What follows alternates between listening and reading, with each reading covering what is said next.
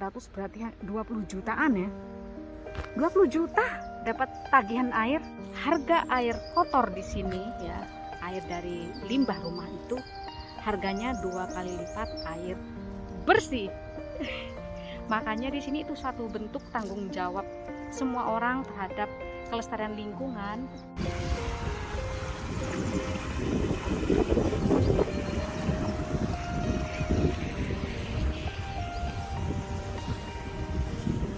Ini seperti pintu air gitu ya.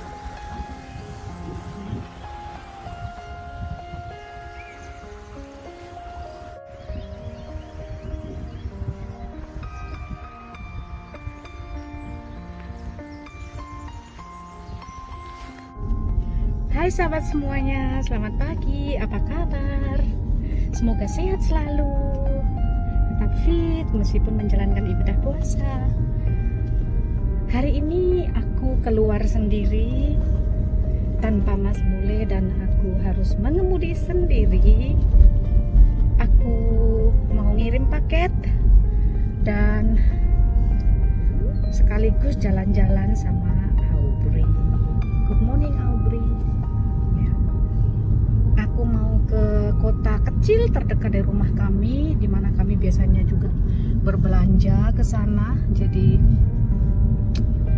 ya ngirim paket sendiri nggak apa-apa karena nggak berat. Jadi Mas Bule tak ikut karena Mas Bule lagi sibuk bersih-bersih sampah-sampah di rumah. Oke, aku harus mengemudi teman-teman. Nanti ditangkap Pak polisi. Nanti akan ada cerita-cerita menarik sambil jalan-jalan. Aku mau ngobrol tentang sesuatu yang menarik di Jerman. Oke, sampai nanti.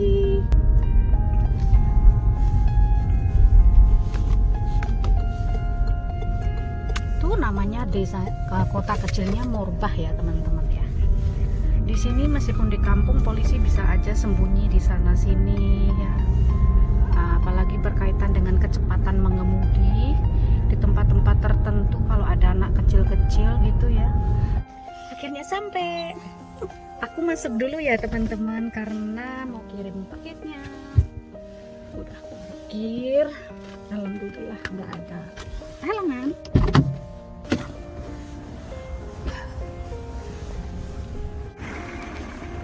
Ya.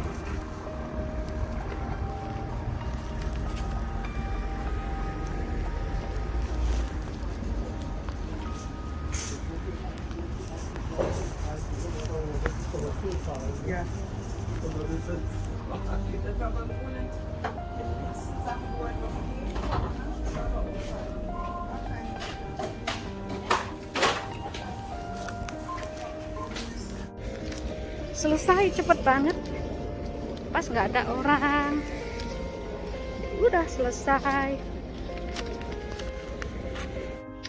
Oke, kita lanjut jalan melihat alam-alam sekitar. Nanti aku akan berbicara tentang suatu hal yang menurut aku cukup menarik untuk diketahui, kebiasaan atau aturan di Jerman. Oke, karena kendaraan cukup ramai teman-teman, jadi aku harus hati-hati jangan sampai kehilangan SIM. Tuh Aldi kami biasanya belanja di situ, tapi sekarang masih udah selesai kayaknya. Belum, masih taraf renovasi ya. Aldi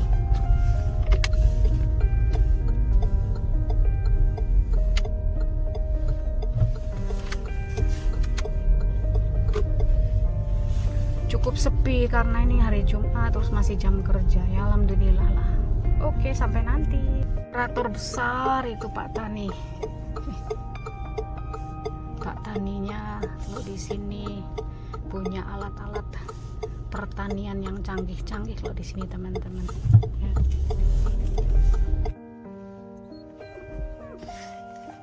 Sekitar berapa ya? 3 menit dari supermarket kami berhenti di sini, mau jalan-jalan, lihat air yuk.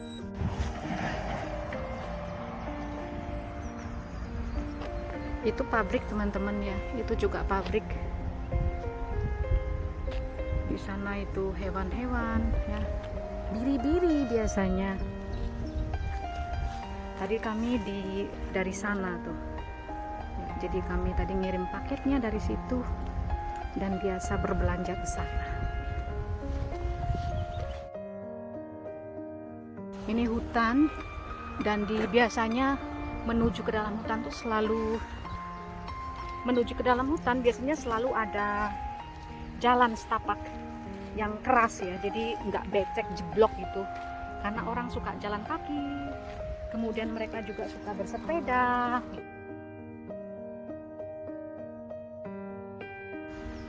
Kalau di sini mau cari udara segar, mau santai, kita nggak perlu kemana-mana sebenarnya teman-teman, karena lingkungannya udah sangat bagus gitu, sangat bersih, sangat segar, dan sepi lagi. Mericik air. Ini pohon ceri teman-teman, udah mulai berbunga. Tapi ceri liar itu kan buahnya kecil-kecil dan gak enak dimakan. Biasanya untuk burung. Jadi hewan-hewan juga menikmati aneka buah di sini yang tumbuh liar. Kecil-kecil mereka juga ikut merasakan makan. Ini deras ya, tapi gak ada sampah sama sekali ya. Dari situ.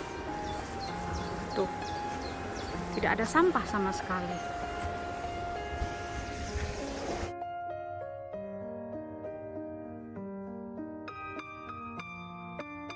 Itu kan jalannya naik ke situ sampai ke atas sana, jadi itu bisa tembus ke jalan raya. Ini juga, kalau tadi aku tidak terus, tapi aku ngambil jalan yang lewat padang rumput, maka aku bisa berputar sampai ke sana itu. Jadi orang suka jalan-jalan ke sana gitu, kayak gitu teman-teman. Itu kalau nggak salah itu ya untuk ini pengolahan air juga itu.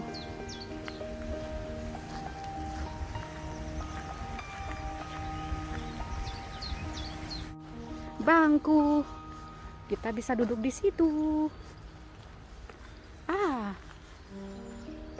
Ada jalan raya ternyata tuh, banyak mobil lewat di sana, sehingga itu udah mentok lagi jalan. Aku yakin itu jalan menuju desa. Berbicara tentang air teman-teman, jadi di sini tuh air boleh dikatakan mahal ya. Begini ceritanya. Kita tidak cuma membeli air bersih, tetapi kita juga membayar air yang kita buang atau air yang jatuh atau berasal dari tanah kita, pekarangan kita ya. Itu termasuk dihitung air kotor.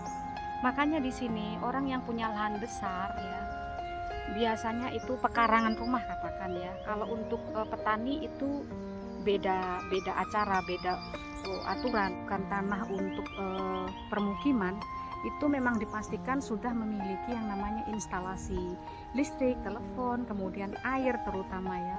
Karena semua ditanam dalam tanah. Kalau di sini itu saluran-saluran, makanya kita kan nggak lihat di sini ada got ya, nggak ada got. Jadi kalaupun ada kayak sungai kecil gitu, itu dari air dari langit gitu. Kalau dari rumah-rumah semua dimasukkan ke dalam pipa-pipa, dan itu sudah sedemikian rupa didesain gitu ya, jadi akan bertemu di satu tempat di mana nanti akan dimurnikan kembali gitu. Seperti itu di Jerman. Jadi kami sempat kaget loh waktu kami pulang dari Indonesia. Kami kan kemarin mudik itu bulan Januari sampai dengan tanggal 1 April gitu. 1 Februari gitu. Jadi pas pulang itu ya Allah teman-teman, kami tiba-tiba kok dapat tagihan air itu sebesar 1.300, berarti ya 20 jutaan ya. 20 juta dapat tagihan air. Kami ya kaget dong gitu, karena nggak mungkin lah gitu, kami hanya berdua ditambah dengan Aubrey gitu. Jadi aku pun juga nggak mau dong kalau bayar segitu. Terus akhirnya suami aku suruh ke ini kantor kecamatan gitu, karena memang urusan air dan sebagainya itu tuh diurus oleh kecamatan gitu. Akhirnya ke sana. Kalau di sini namanya Verbandgemeinde ya. Itu ke sana, dan si petugas pun juga kaget karena di sana juga tidak ada bukti-bukti dan sebagainya. Kami pun juga tidak tahu bagaimana kok bisa sampai seperti ini gitu. Ya alhamdulillah gitu, karena memang tidak masuk akal gitu, akhirnya ya kami tidak membayar ya segitu, jadi tidak ada tagihan tambahan gitu. Jadi ya begitulah teman-teman. Jadi di sini air itu sangat dipelihara, alam sangat dipelihara karena toh juga kembali ke kita. Air di sini juga bisa langsung diminum dari keran ya. Desa-desa tertentu memiliki sumber-sumber air bersih, dan di situ ada rambu lalu lintas bahwa kendaraan-kendaraan yang memuat barang-barang bahan-bahan yang berbahaya, bahan-bahan cair misalnya, ataupun yang mengandung bahan-bahan kimia gitu ya, itu biasanya dilarang untuk melintas.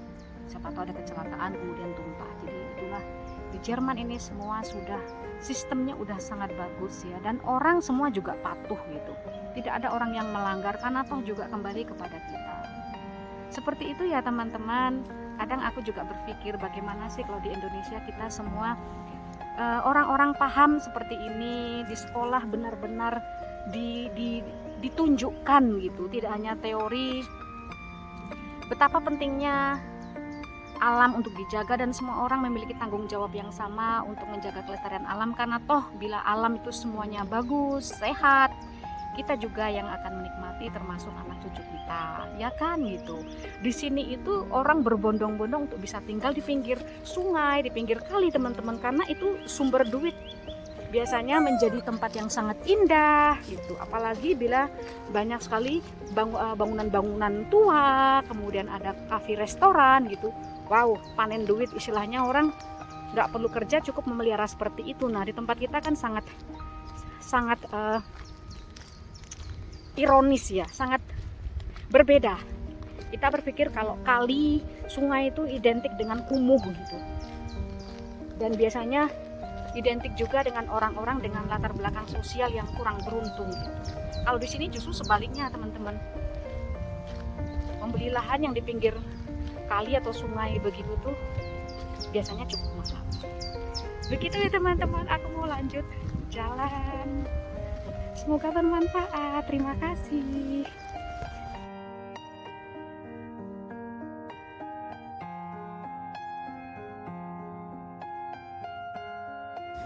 Damainya ya.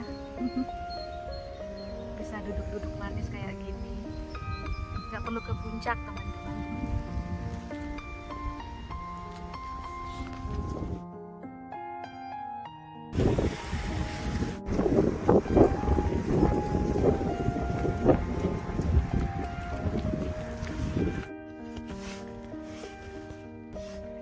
Nah, sebagai tambahan ya teman-teman, kalau di sini gitu ya, orang memiliki kesadaran yang tinggi untuk tidak membuang sisa-sisa minyak dari dapur ataupun oli atau apapun, meskipun itu di lahan sendiri ya. Karena air-air itu kan kembali kepada kita, dan biasanya air-air yang layak diminum langsung dari keran itu sudah melalui uji kelayakan gitu. Aku misalnya nih, kalau habis goreng masih ada sisa minyak sedikit, biasanya aku keringkan dengan tisu, dan tisu itu bisa aku masukkan ke dalam sampah rumah tangga dari dapur. Kalau jumlahnya yang banyak itu, misalnya seperti oli, kemudian minyaknya cukup banyak, biasanya orang membawa ke tempat yang sudah disediakan khusus untuk menampung entah oli, entah minyak-minyak dari rumah tangga seperti itu. Jadi tidak kelihatan pun orang sudah memiliki kesadaran yang tinggi untuk tidak membuang minyak sembarangan meskipun itu di tanah sendiri. Jadi kayak gitu, artinya bahwa tanggung jawab mereka tuh udah cukup besar terhadap kelestarian alam. Seperti itu teman-teman. Jadi kalau aku berpikir sih, kesadaran yang tinggi seperti itu dari kecil hingga tua ya, itu ditanamkan sejak dini gitu, dari keluarga, dari sekolah, sejak TK ya, itu sudah benar-benar ditanamkan kebiasaan-kebiasaan baik sebagai bentuk tanggung jawab terhadap lingkungan ya, di lingkungan keluarga, di lingkungan tempat tinggal, itu sudah ditanamkan sejak dini. Jadi sungguh hal ini patut kita jadikan pelajaran juga ya, di lingkungan, di pendidikan, di lingkungan kita, untuk pendidikan anak dari kecil, di lingkungan keluarga, di lingkungan sekolah. Semoga bermanfaat ya teman-teman. Aku mau pulang, lanjut lagi. Masih banyak pekerjaan yang harus aku selesaikan. Terima kasih ya. Jangan lupa like, subscribe, komen, ya, share lah, supaya ini juga sangat penting, supaya orang juga sadar bahwa sebenarnya tanggung jawab terhadap kelestarian alam dan lingkungan itu bukan hanya dari pemerintah saja teman-teman. Semua orang yang istilahnya tidak punya bisnis pun punya kepentingan, tanggung jawab untuk melestarikan lingkungan. Seperti contohnya karena kita juga butuh air kan ya. Begitu teman-teman, terima kasih. Bye bye.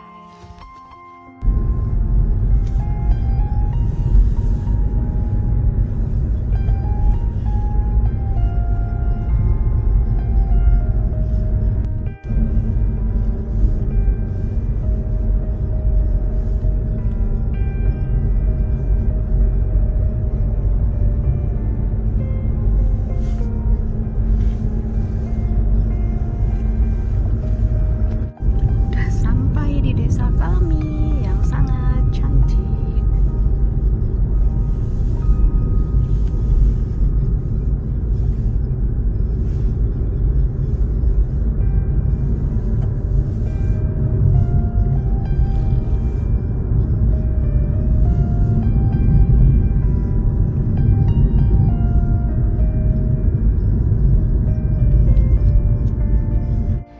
Hari pengambilan sampah teman-teman, tuh kan ada petugasnya itu keliling desa gitu. Ada sudah ada terjadwal kapan pengambilan sampah ini.